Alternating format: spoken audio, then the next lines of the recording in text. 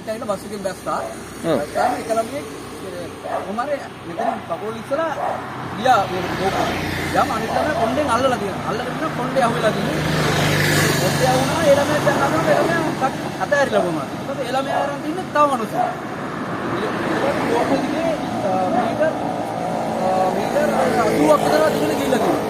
ඉතින් අර පල්ලෙන් පයින් නාටි 45කට විතර පස්සේ තමයි ළමයා හොයාගත්තා. දැන් හොස්පිටල්ද? දැන් ළමයා ICU තින්නේ. ICU. මේක ප්‍රධානම පස්සේ තමයි බෝකුටි ඔක්කොම වහලා තියෙන්නේ මේ ව්‍යාපාරිකයෝ. ඒ බෝකුටි අතරට තමයි අපි කියන්නේ මොකද හේතුව බෝකුටි වහලා නිසා ලොකු වතුර පාරක් ඇවිල්ලා ඒ වතුර පාරට එහා පැත්තේ තියෙන කානුව පාරේ මේ පැත්තටින් පාර ආරා. වීවිල් එකකුත් මීට කලින් ගහන්න ගියා ඩීසල් වීවිල්ලක් දැනු කෙනෙක්. ඒ වෙලෙත් අපි තමයි මේරගත්තේ.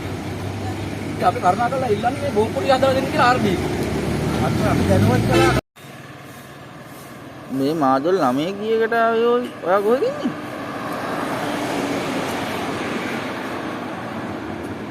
ඔව් නින්දෙන් නැහැරියක.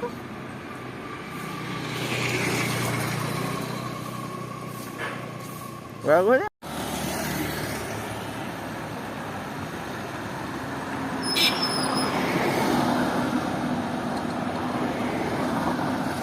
අයිය අරක වයින් කීයක් වගේද?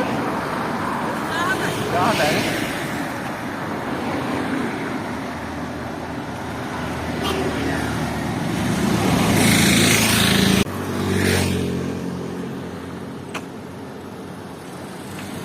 ඉස්සරහට කඩේ ඉස්සරහ. ඔව්. ඒ ළමයි දෙන්නෙක් ආවා. දෙන්න බස් එකෙන් බහලා ඉස්සරහට අඩි කීපයක් ආවා. ඇවිල්ලා මේ ළමයා කොතන කකුල පැටිල්ලල වැටුණා. වැටුණාට පස්සේ ඉතින් ඒ ළමයාට ලැජ්ජා වෙලා ළමයා අනිත් පැත්ත හැරුණා. උදේ මම හිතන්නේ කානුවට වැන්නා. උදේ ගන්න මේ ළමයා නැමිච්ච පාර තමයි කානුවේ ආපු වතුරු ප්‍රෙෂර් එකට මේ ළමයා කානුවට ගියේ. අතන හෝල්ට් එකේ හිටිය තව පිටිනුත් කෙනෙක් ඒ මිනිහයාත් ඇවිල්ලා ටක් ගාලා අල්ලගත්තා. අල්ලගන්න බෑ මේ එයත් එක්ක ඇදගෙන ගියා මම දුවලා ගිහිල්ලා. මිනිහයා අල්ලගත්තා. අපි දෙන්නත් ඇද්දට බෑ අර මිනිහයාගේ ගැම්ම නැහැ ඇතරුණා කිව්වා. ඊට පස්සේ අපි දෙන්න බොහොම මාරු මෙතනින් ආවා. ගොඩට ඇවිල්ලා අර පැත්තෙන් ගිහින් බැලුවා නෑ හම්බුනේ.